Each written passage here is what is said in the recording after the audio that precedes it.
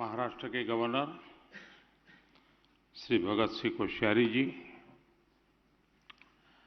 मुख्यमंत्री श्री उद्धव ठाकरे जी, उप मुख्यमंत्री श्री अजित पवार जी, श्री अशोक जी, नेता विपक्ष श्री देवेंद्र फडणवीस जी, यहाँ उपस्थित अन्य महानुभाव, देवी और सज्जनों, आज वट पूर्णिमा भी है और संत कबीर की जयंती भी है। सभी देशवासियों को मैं अनेक अनेक शुभकामनाएं देता हूं। एका अतिशय चांगला कार्यक्रमासाठी आपण आज सारे एकत्र आलो आहोत। स्वातंत्र्य समरातील वीरांना समर्पित क्रांतिगाथा ही वास्तू समर्पित करताना मला अतिशय आनंद होतो आहे।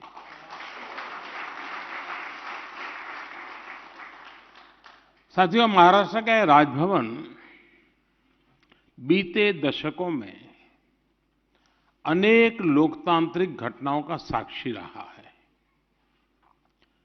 ये उन संकल्पों का भी गवाह रहा है जो संविधान और राष्ट्र के हित में यहां शपथ के रूप में लिए गए।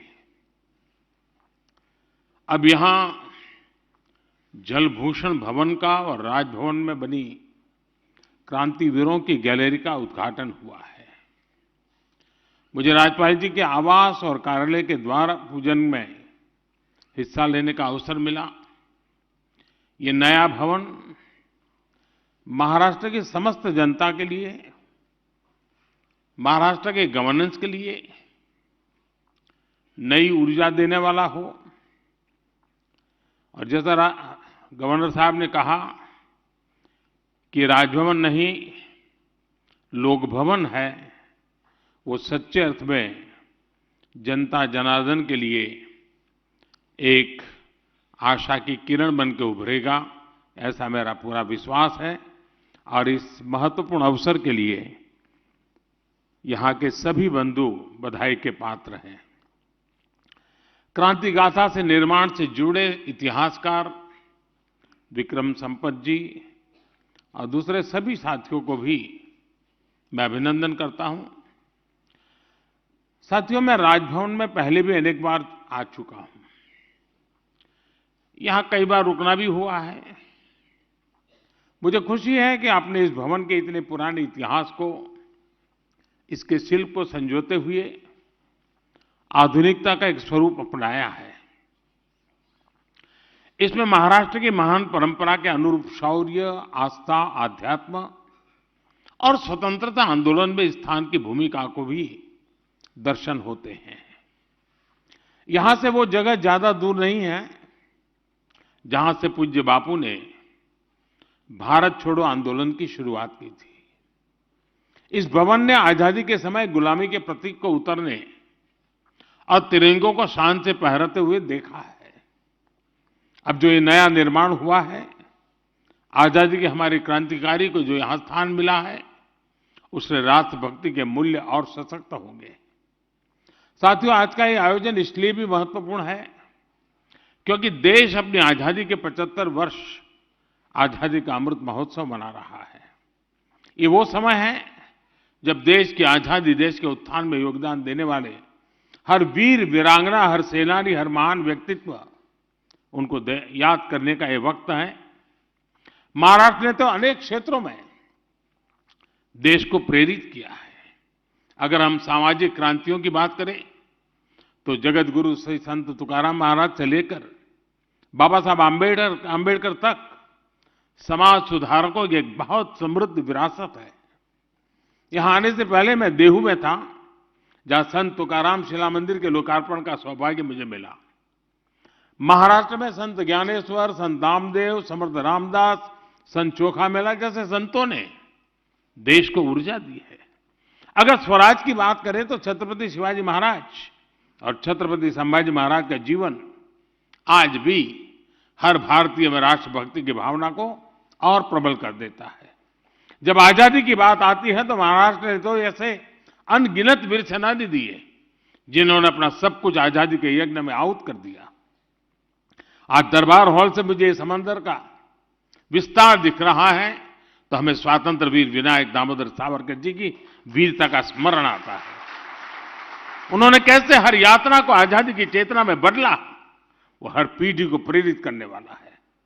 साथियों, जब हम भारत की आजादी की बात करते हैं तो जाने अनजाने उस कुछ घटनाओं तक सीमित कर देते हैं, जबकि भारत की आजादी में अनगिनत लोगों के तप और उनकी तपस्या शामिल रही है। स्थानीय स्तर पर हुई अनेक घटनाओं का सामूहिक प्रभाव राष्ट्रीय था।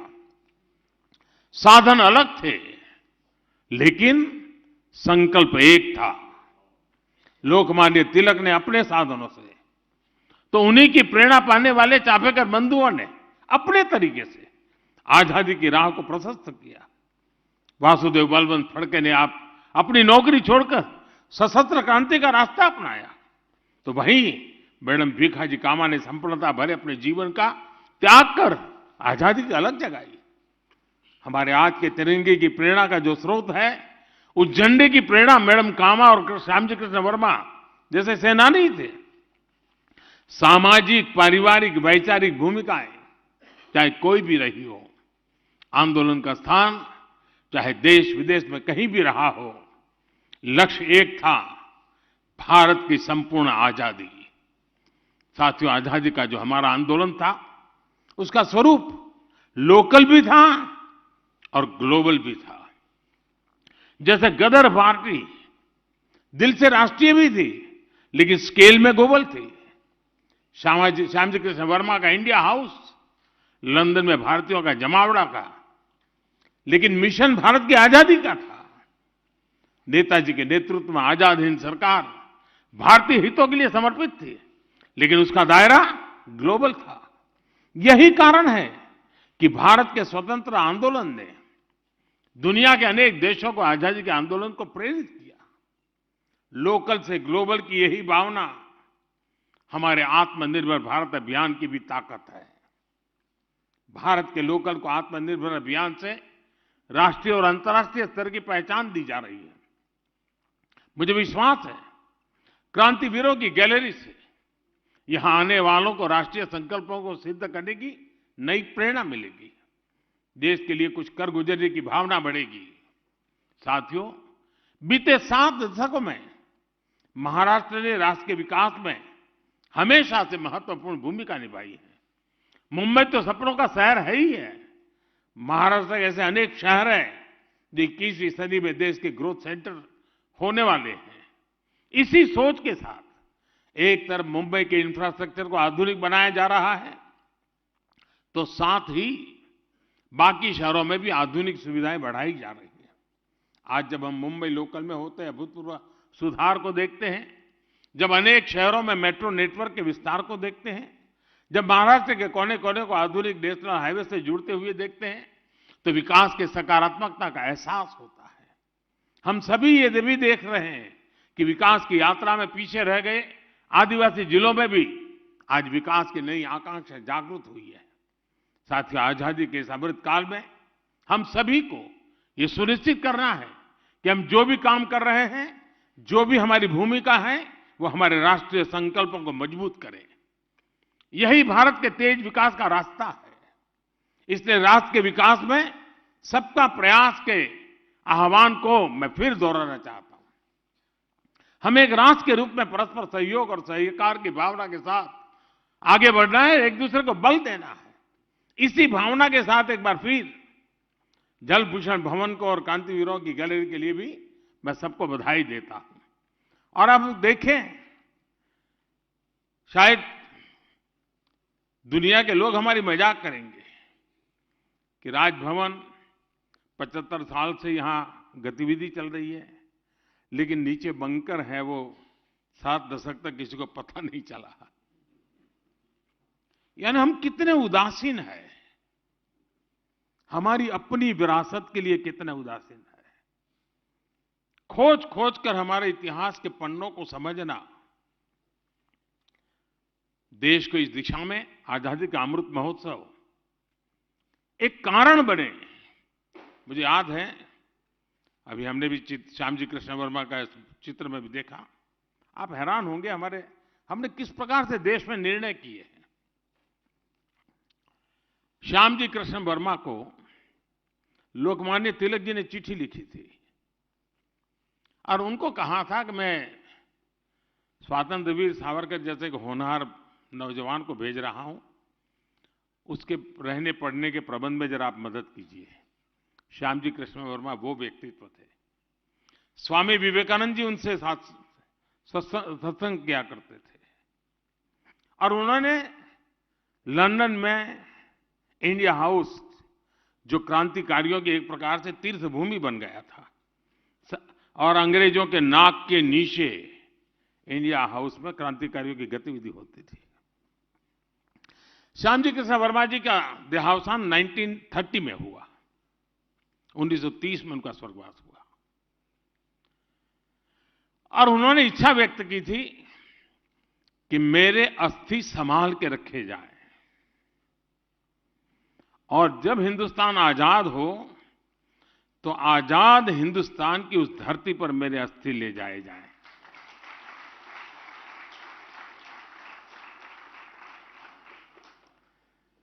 उन्नीस 1930 की घटना 100 साल होने को आए हैं, सुनकर के आपके भी रोंगटे खड़े हो रहे हैं।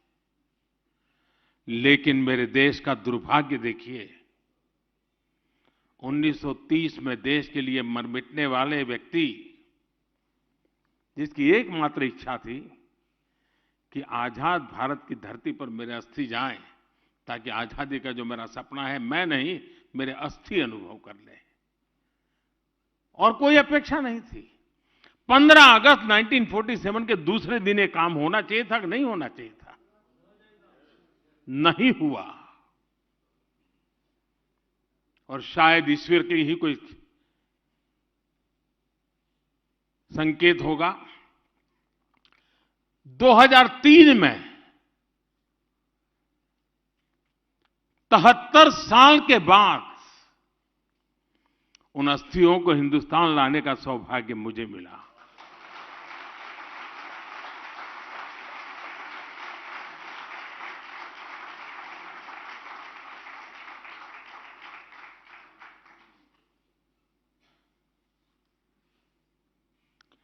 भारत मां के एक लाल के अस्थि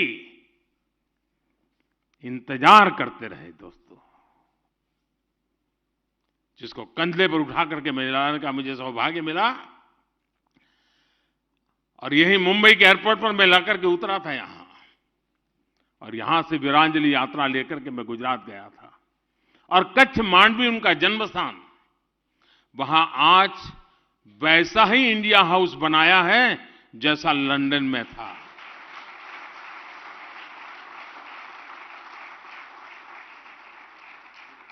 और हजारों की तादाद में स्टूडेंट्स वहां जाते हैं,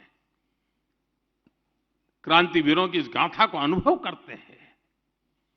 मुझे विश्वास है कि आज जो बंकर किसी को पता तक नहीं था, जिस बंकर के अंदर वो सामान रखा गया था जो कभी हिंदुस्तान के क्रांतिकारियों की जान लेने के लिए काम आने वाला था, उसी बंकर में आज मेरे क्रांतिकारियों का नाम।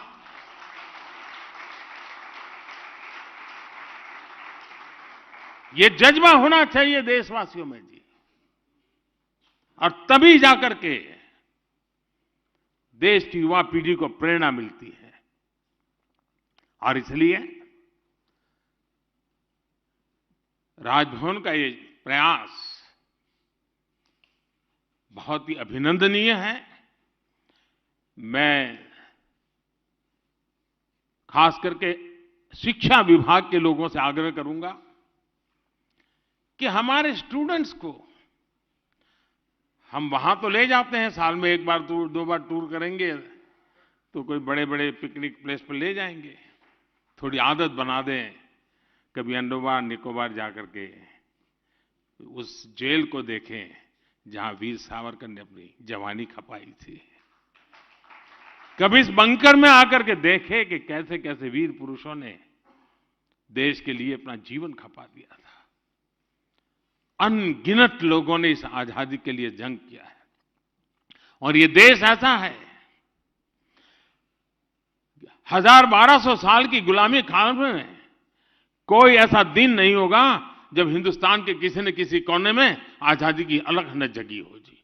1200 साल तक ये दिमाग, ये मिजाज इस देशवासियों का है।